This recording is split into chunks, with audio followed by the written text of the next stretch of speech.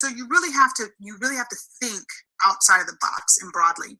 And then the other thing that we see, which really is just the nail in the coffin, any entrepreneur who's not able to process data, and hear me carefully when I say it, right? I'm not saying process data like, run Excel and run computer programs, but to be able to have a hypothesis, take in market feedback, customer feedback, competitor analysis, things are what people are saying about the product, listening, processing that to be able to refine the product. Yeah.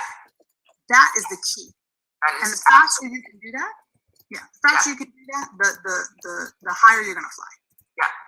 And, oftentimes, and it's difficult because you'll get so much advice. Every investor pitch, you might get more, but to be able to process that and at least be open to it will take you to the next level. So I'm going to ask you this question again about what's the biggest mistake you see people doing within the fundraising process? A couple things I see. The first is, again, and it has to, again, you are the founder of your company, and you know the most about your company, and you know the problem you're trying to solve, and you're well read, and you're super prepared, and you know it inside and out. You should not bend your story for investors. Not every investor is going to be the investor for you. And I know it sounds cliche. We have investors now. We have founders. Hundreds of investors turn them down. You only need that one or two, right? Small handful who says, I believe in this, and I believe, and I'm gonna help you get there. And so that's the one biggest thing in terms of fundraising. The other is, please be smart about the process. I will recommend a book. Okay, guys, somebody write this in the chat, please. Venture Deals by Brad Feld. Be smart about the process. It's an excellent book. It'll cover everything that you generally need to know enough to be dangerous, so that when you hear terms, you're not caught by surprise.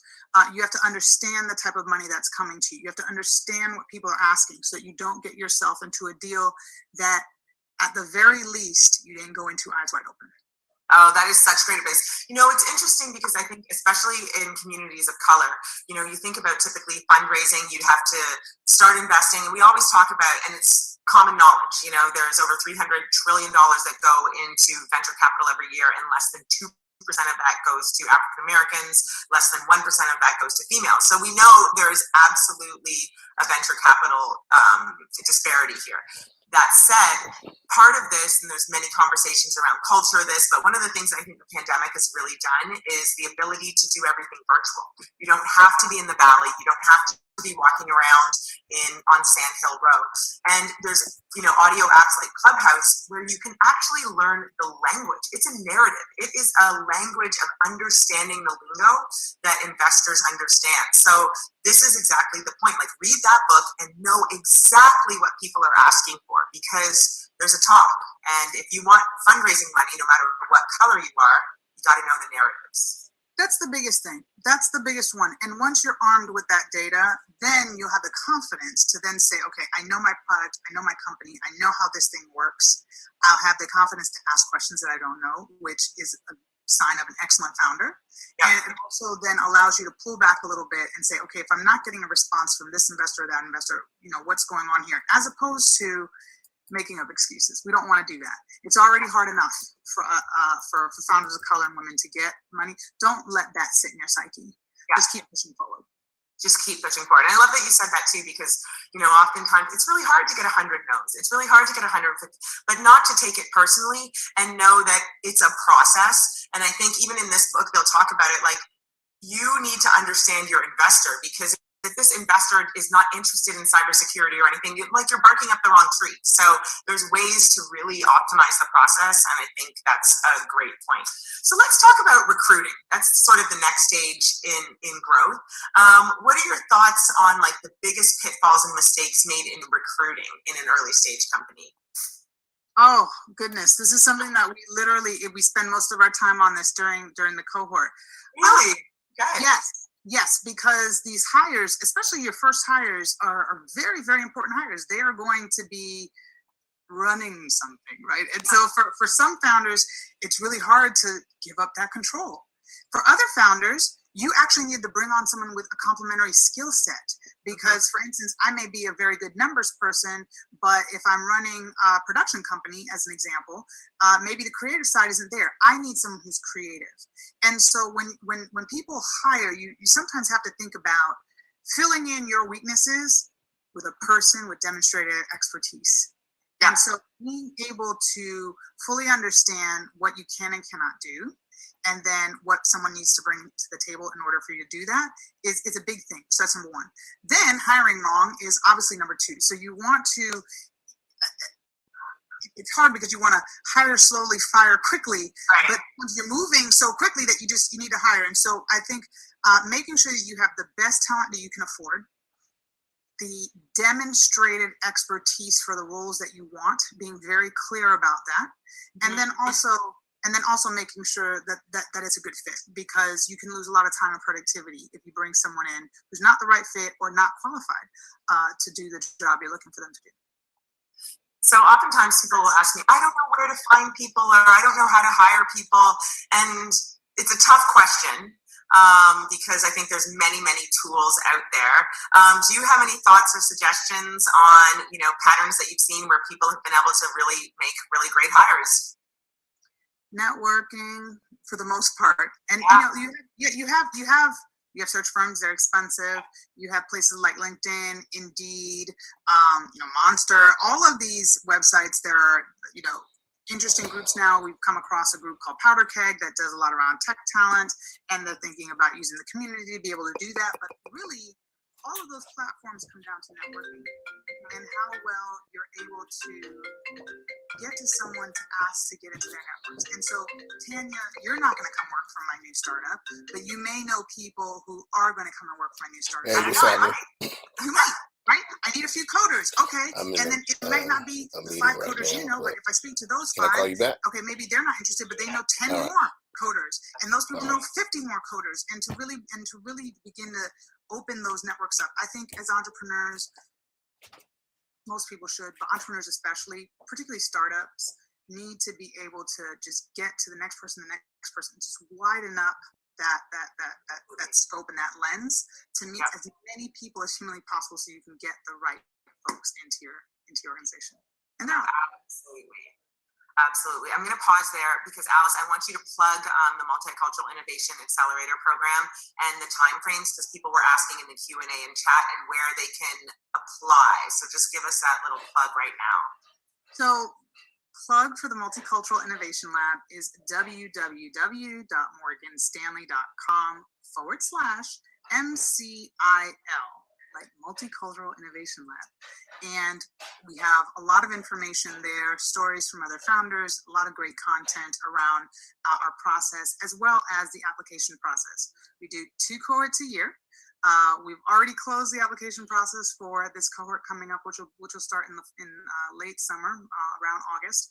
But we will be opening up in August again for the following year, and we'll do 2 more cohorts. And so if you go onto the website, you can actually put your email address in. We can stay in touch with us, be added to our newsletters, as well as ask us questions, and we're happy to answer any questions that you have, and we're happy to meet founders all the time. Okay, so I do have a question here, because application pitching and actually getting to the next level is inherent to success for all these early founders. And whether or not the folks here are at the stage where they're ready to apply or not, can we talk about the pitching process and the do's and don'ts of applying to accelerators and pitching? Because I know you've seen the whole gamut of everything. So to be blunt with us, do's and don'ts. Do's and don'ts. The biggest thing is to make sure, again, that the accelerator matches what you'd like and what you want to get out of it, and that you're kind of the right fit for whatever the accelerator is. There are a lot of accelerators now that are being established, and a lot that are running, some by corporates, some by affinity groups, and some by the regular cast of usual suspects, Techstars, Y Combinator, there's 500 startups, they're a bunch. And so because there are so many, don't just do it for the money. The money is actually not the most important part. It's how they're going to. This is a lesson here. It's true. It's not. It's not. because the couple 100,000 you're going to get today, when you talk about what your company could look like in 10 years, it's a drop in the bucket, quite frankly. These investors, including ourselves, will be a small part of your capital stack if you ever IPO, unless we invest again, but that's a whole other story. And so you want to make sure there's a good fit there. So that's number one. Do fill out the application to the fullest extent possible, because sometimes that's the only look you're going to get. If we haven't met you ahead of time, and bandwidth for actual people meeting you is small, so try to get as much of yourself into the application as possible. And then do follow up with a pitch deck that, again, that's your calling card. So the pitch deck is literally like, it's like me handing you my resume or my bio to go now tell someone who I am. And so pitch decks should be punchy. Pitch decks shouldn't necessarily be too long. I don't necessarily need, a 500-page encyclopedic, dissertation. At the same time, after looking at your 10, 12, maybe 20 pages, I should have a good feel for who you are, what problem you're trying to solve, where your traction has been, who your competition is, what are some interesting, facets about your company, how you make money, what that kind of looks like, and what you're looking for. Usually it's financing. So that's generally kind of how you want to think about the pitch and what you're delivering when you deliver a deck. That was a perfect synopsis of what goes into a deck. Like, that was succinct. So if you guys missed it, please go back and listen to this replay, because you nailed it. Like, those are the key elements that really make you go, okay, I'm going to take a look at this company. That was beautiful. Thank you so much for that. Okay, I'm going to just switch this to one more. Can you talk about the terms of investment? Because we touched on this a little bit in understanding, even in Brad Feld's book that you mentioned earlier. I know that it's in the chat there if you guys want to check it out. But what you're seeing now for Series A investments and those terms that people are tending to come with. So that's an interesting one, Tanya, because I still don't think there's anything blanket. It really depends on the type of company and what that particular investor is coming with. Because you're also seeing a lot more money come into the earlier stages. So there typically is no kind of Bible, if you will, around what you're seeing with these terms. But generally speaking, I would say a lot of Series A investments are what we call priced rounds, which are equity rounds, which means you're setting a valuation for the company. That being said, you'll have a lead investor who's going to set that valuation. And that lead investor will probably look to take a board seat. We're looking at the Series A. A lot of times we're seeing, board formation or board growth. So generally 3 to 5. 5 is large, 3 is good size, but a lot of times, particularly for founders of color and women, the board has grown a little bit, so 5 is kind of where it is. You're generally seeing now Series A rounds have really risen in terms of nominal value for the stage, and so you're seeing Series A rounds are average rounds $10 million at this point. So when you think about those valuations, it's pretty high valuation. So you have to start thinking about kind of where you are at Series A. So that's number one. Then you think about what are the terms for liquidation if you happen to get acquired, or if something, usually it's acquired at this stage. How much money do you have to return to the investor before there's residual to you as the entrepreneur? You have to look at preferred shares versus common shares. And preferred shares means that investor gets a return that comes ahead of the founder. So those are kind of what we're looking at. Those terms have gotten better over time because there's more money in the system, if you will. Sometimes you'd have to, like in years past, you'd have to wait till the investor gets paid out 3 or 4 times before you get your money back. Now it's something around, kind of 1 times, maybe sometimes 1.5 times. So it kind of just depends. And then the form of security. So you've got the preferred shares. You also have the convertible notes. And so those rounds, the convertible notes have a cap, and those caps can kind of be anywhere, quite frankly. So it really just depends. But that's what we're kind of seeing, generally speaking, from a terms perspective. I'm going to ask money movers in the audience there. Like, Alice did a very eloquent synopsis of a lot of terms that you may or may not know. So I'm asking you to drop an emoji. Give us a yes if that seems like a common narrative language to you. Give us a down. I'm just curious how comfortable people felt with that language, because this again speaks to her point. Like, when you go into an investor meeting and they're speaking, these terms and definitions, that you have a really thorough understanding. So thank you, Shay. I saw you put your comment there. I'm just curious. And if you don't, again, go back and research those terms and understandings. Okay, my next question is, you also talked about board seats. This is, and we've got probably about another 5 or so minutes, but I want to ask about board seats because I think this is really important, because oftentimes this is something that people don't spend a lot of time intentionally understanding the impact of it long term. So can you talk about the importance of just being really cognizant of what that means and giving it away when? Yeah, and this is also something we work through with the companies in our lab as well, because they're looking at board formation and advisory boards and etc. And sometimes you mistake maybe your advisory board for your actual board, and the board runs the company. The board is who the CEO is going to answer to, or the founders are going to answer to. Generally, it's the CEO, or maybe sometimes it's the co-founders. And so that board should be made up of folks who are very important to the company. It might be a very large investor, as an example. When you're looking at a formal board, you want to keep those cards close to the vest, if you will, because they're going to get into the ins and outs, the good, bad, ugly, super ugly of the business. They have power. They have power in the say of your company. That's right. And they also can make decisions as to what money you raise, who's able to come into that raise. Sometimes they can fire the founders if they have those voting rights. So board members have voting rights. Board members dictate the guidance of the company. Board members can set goals for the CEO. So you have to make sure that your investors, your board, etc., are people who, again, you work well with. Yeah, it's a marriage. It really is. It really is. And then there are advisory board members who don't necessarily run the company, but can help you extend your networks, make introductions, introduce you to different investors, introduce you to people who can help you get additional contracts and help you in your industry, provide you with certain PR, those types of things. That's very important as well. Board members also get, generally speaking, equity. Sometimes advisory board members get equity as well in companies because these are private companies. So you want to think about that. But for advisory board members and board members particularly, they need to earn it. They need to be able to do work for you. It's not like, oh, I'm on the board of this and I never get called on to do anything. Yes, right. That's a perfect example. Okay, so we're running close to the end of time, and I've just got some fun, quick questions for you. Someone was asking, what was your favorite acting role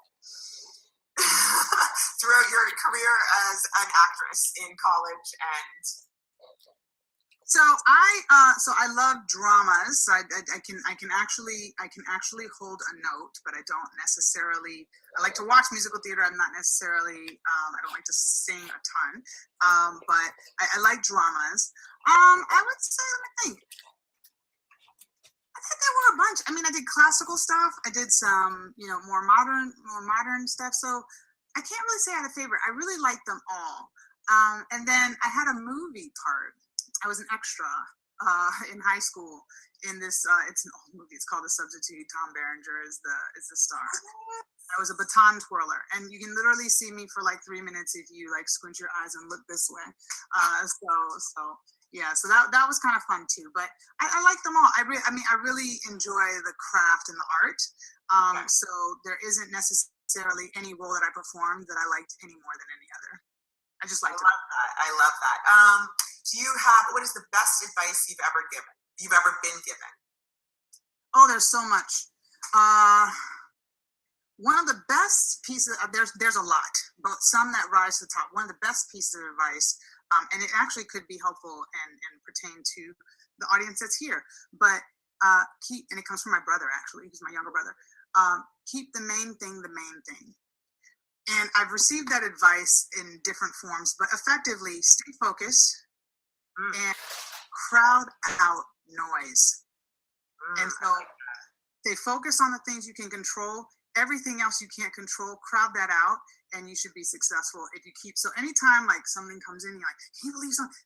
Main thing. Say focus on the main thing. I love that. Okay, and also because I know you're a big reader, you mentioned the Brad Feld book. What is the best non-business book that you've read lately? Non-business book. Oh, I've got one for you. Cast by Isabel something I heard that was really great. It's really, really good. It's a very interesting take. She makes a very compelling argument for an interesting take on the social structure of this country. And she Oh, compares it very well to some of the racial tensions that are experienced in this country are, and her argument is because we've developed a caste system, although we don't necessarily call it. yeah. And so she's made some very interesting parallels to the caste system that was in place in India. And it's a very, very compelling book. So that's one that I've read that I've been telling basically everybody about. So people are asking, I think it's Isabel, I don't know the author. Isabel Wilkerson. Yeah, and it's Caste, I believe. Yes. Alice, thank you so much for joining us. You are like a wealth of knowledge. The comments are going crazy. People are saying like you should be the next Oprah of finance. Like you're brilliant, and we are so pleased to have had you here. Do you have any closing statements? And we'll let you go enjoy your evening. No, thank you for having me. Thank you all for listening. I think these things are so very important for us to fully democratize the ability for us to really maximize the value of opportunity sets that come our way. And so if you have any questions at all, www.morganstanley.com/MCIL. You can reach me on LinkedIn as well if you'd like. And if you put your email into the MCIL website, we will absolutely be in contact with you. And you can reach me on LinkedIn with any other questions you have. I love that. Alice Vilma, Managing Director, Morgan Stanley, and the Multicultural Innovations Accelerator Program and Labs. Thank you so much. Alice, you've been doing this work for years before, Black Lives Matter popped off for this. So thank you so much for creating and trailblazing pathways for so many Black and female entrepreneurs and people of color. We appreciate you and thank you so much. Today was incredible. So thank you all for joining and stay tuned. There's some really great and big announcements coming for Money Moves. So we look forward to convening again with you before. And thanks so much to our Money Moves family. I love to call you Money Movers in my heart for tuning in. And we'll see you again next time and continue to make your money move. And let's continue to build generational wealth and assets in our communities. Good night, you guys. Thanks, Tanya. Bye, all.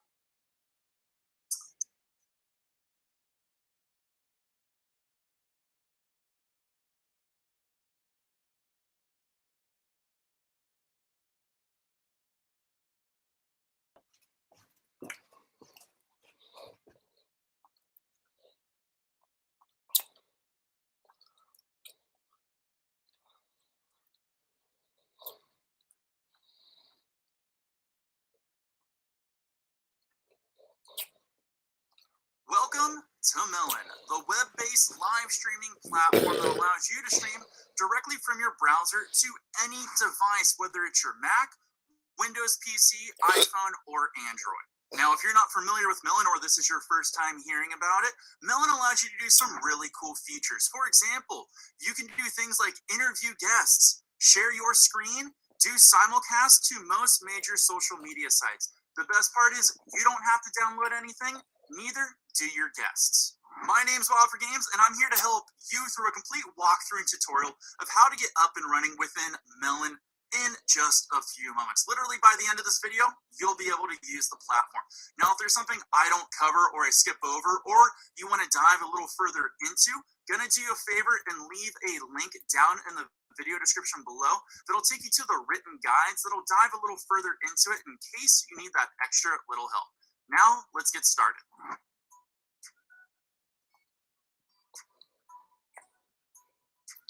To create an account with Melon, simply log in with your Google/YouTube or Facebook or Twitch account. Just a quick heads up, if you're making a YouTube account for the first time, YouTube requires a 24-hour wait period to validate your account. So please make sure you do this in advance if you plan on streaming to the YouTube platform. Once logged in, please make sure you enable access to the microphone and camera. If the camera is not showing up, please click on the little lock at the left of the address bar next to HTTPS. Click Settings and ensure that you have granted access to the camera and microphone. If your camera is still not showing up, please refresh your caches and refresh the landing page of Melon. Each browser is a little bit different, and if you're still struggling, 18. make sure you contact support. We'll be more than happy to help you out. Now you should see yourself on the left-hand side. Simply click on your image to add yourself to the stream.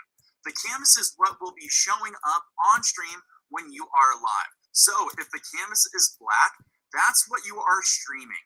If it's showing you and not the guest, you are only streaming yourself. Think of the nav bar on the left as a waiting room and the canvas in the middle of the screen as the live show. To invite guests, all you need to do is send them an invite link, which you can do in the top left corner. Guests do not need to make any accounts. They can join your broadcast by clicking on the link you sent them. This is one of the best features of Melon. They made it super simple for your guests. When you're finally ready to go live, click on the Go Live and pick a platform. You can pick multiple platforms if you're on a pro plan and stream to Facebook, YouTube, and Twitch all at the same time. You can even stream your personal web.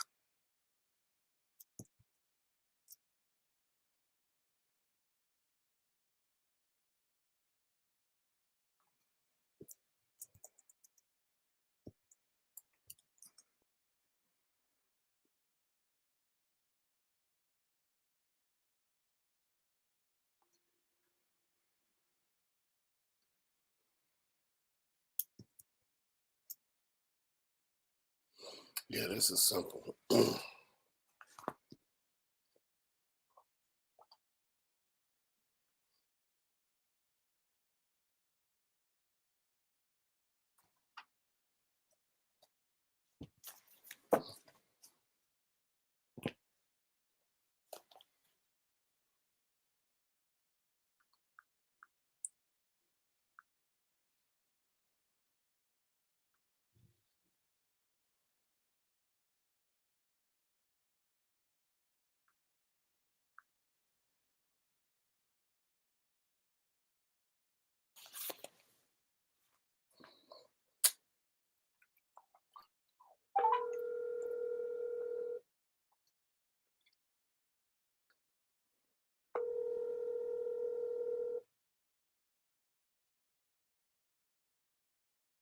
Hello?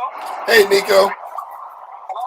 Hold on one second. Can you hear me? Yeah, I can hear you. Yeah, did I reply to you yesterday? I'm sorry. No, you didn't. Oh my God, I thought I did. Okay. When gonna have to get my fingerprint done? As soon as possible.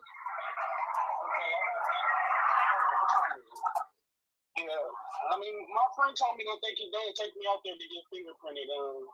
I'm gonna get it done Okay, when you gonna get it done? within the next few days. Okay.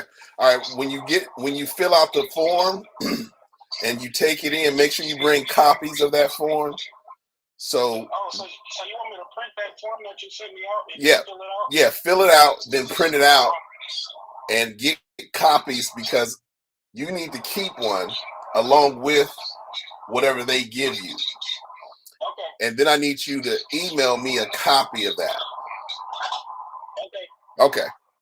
Yeah, I can do that. All right. Okay. Within the next few days, this should be good. Okay. All right. Just let me know when you get it done. All right. All right. Thanks. Bye. Bye-bye.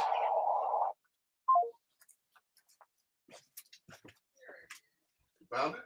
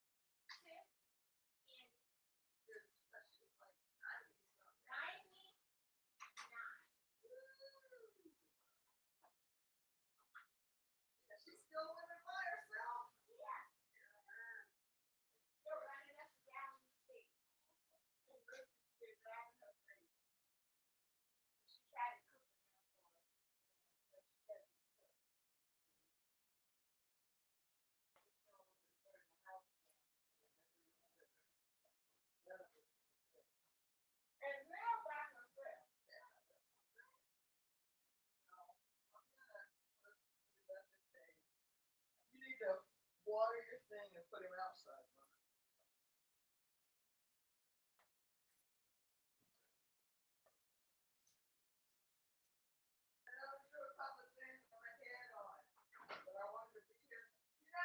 But we made it just in time, honey. Yeah. I was just like, oh Lord, it's at 3 o'clock. Yeah. Then I couldn't find the email. Then just as I found the email, I'm like, oh, that's not until 4. And then I called Mark here in Nairobi. Like Nairobi. You know, I can't find the email for the thing.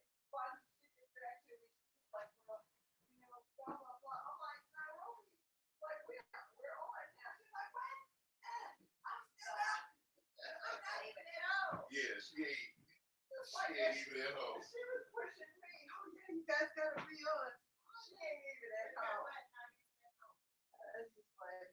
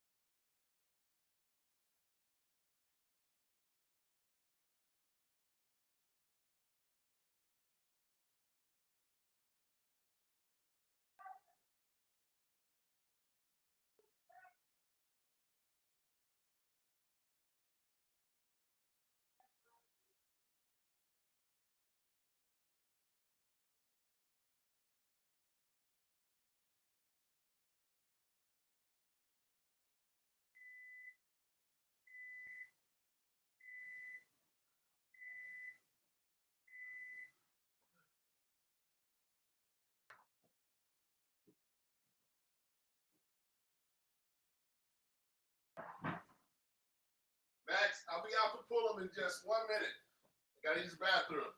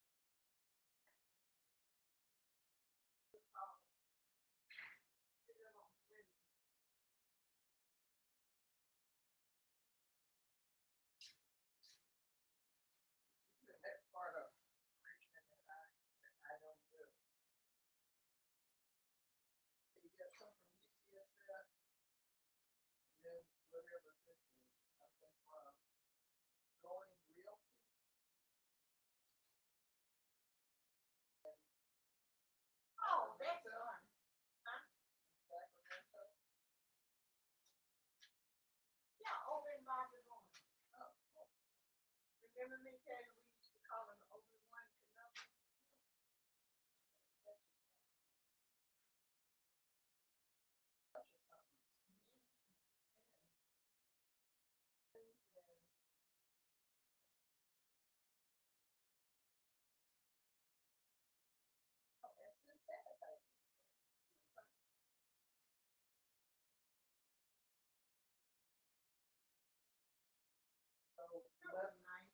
So 11 o'clock, it'll be here. I'll be here for to go talk to Melba. Get that over with. Is that Wednesday? No, Friday.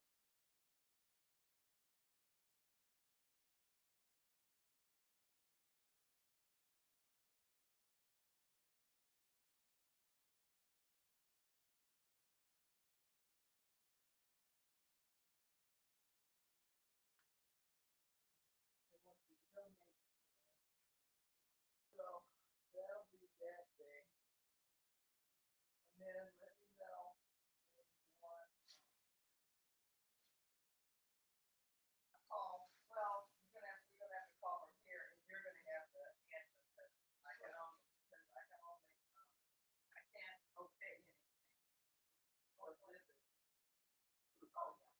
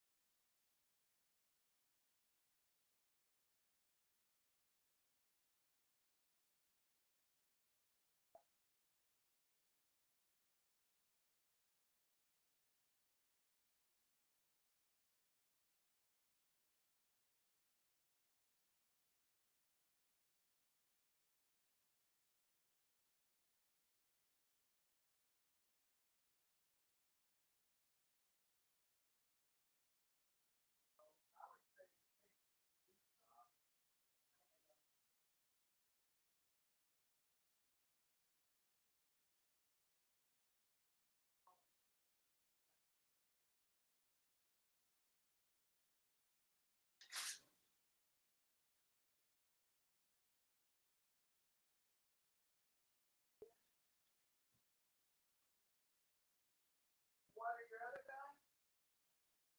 Where is he? Oh, the big guy. The big guy is over here.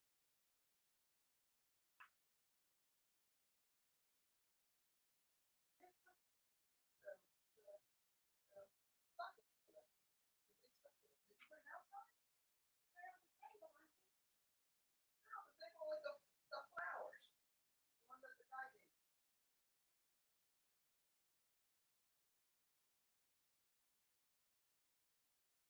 Right here. All over?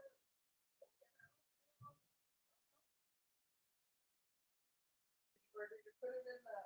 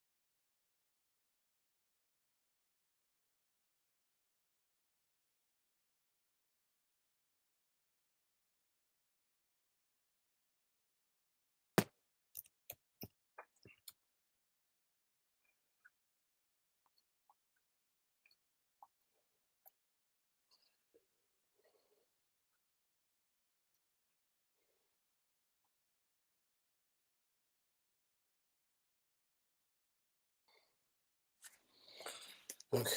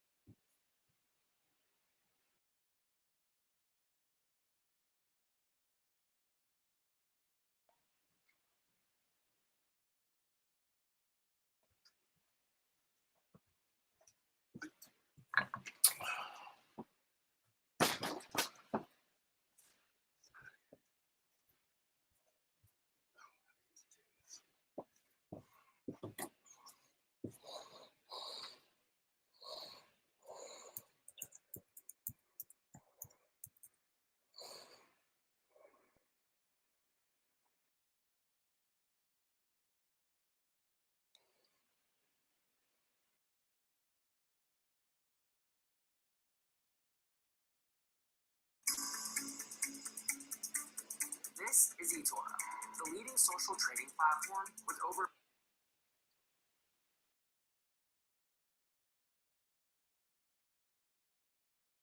Site via custom RTMP stream. Streaming to multiple platforms at once is a great way to grow your audience and expand your reach, so make sure you give it a try. If you want to stream to a platform that we do not support, as long as you have the URL and the RTMP, you're good. Simply just enter those and you can stream. If you want to stream to a personal website, stream to YouTube and then embed that stream into your personal site, such as on a platform like Squarespace or Wix. When it comes to using the control panel, which is found below the canvas, you will see a way to share the screen, view chat, and edit your screen. Sharing the screen allows you to share whatever is on your computer. You can choose to share your full screen, a specific application, or a specific tab in your internet browser. Your guests can also share their screen, and their screen will appear in the waiting room just like the guests. You and your guests can also share your desktop audio when you share your entire screen. To do that, click on Share Audio in the bottom left of the share screen window. You can only share audio when you share the entire screen. To look at the chat between you and the other participants, you can click on the chat bubble. There's an option to see the private chat, which is just between you and the folks on the call. This would also be the chat you could also use for a private call when you don't stream. You can also view the chat from all platforms in one place. Let's say you're streaming to Facebook and Twitch at the same time. Any chat messages from those communities will appear.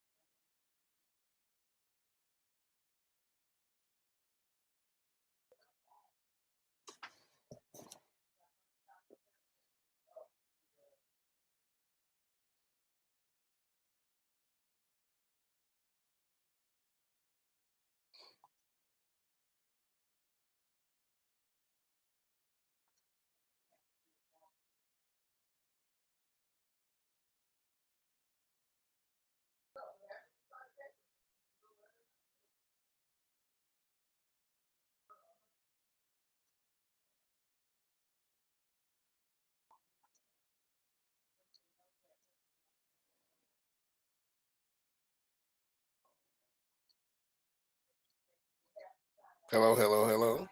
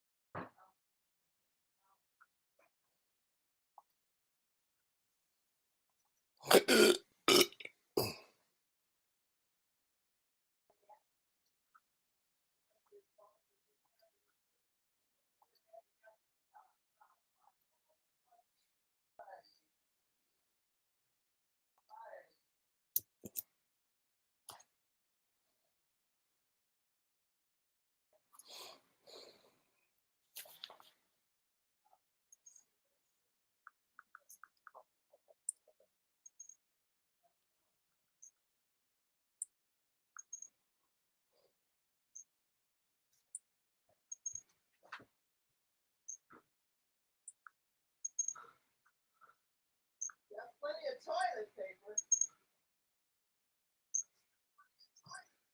Boy, did we have plenty of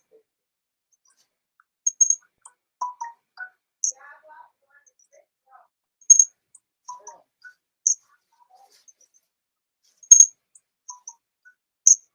Boy, I mean, yeah, you're not gonna have to buy toilet paper for a while.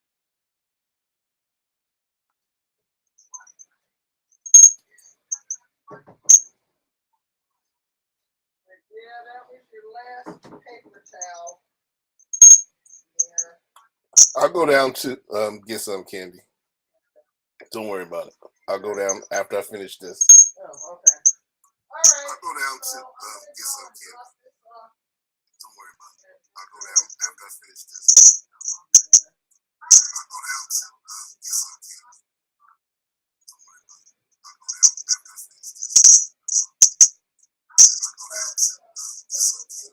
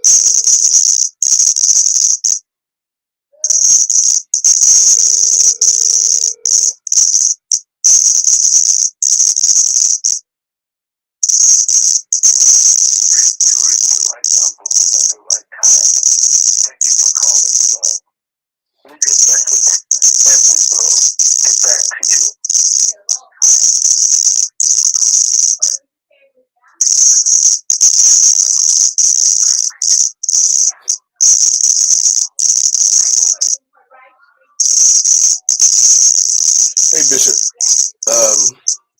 I got the melon to work, so I don't know what happened, but give me a call. I got some meetings this evening, so if you call and I don't answer, that's why.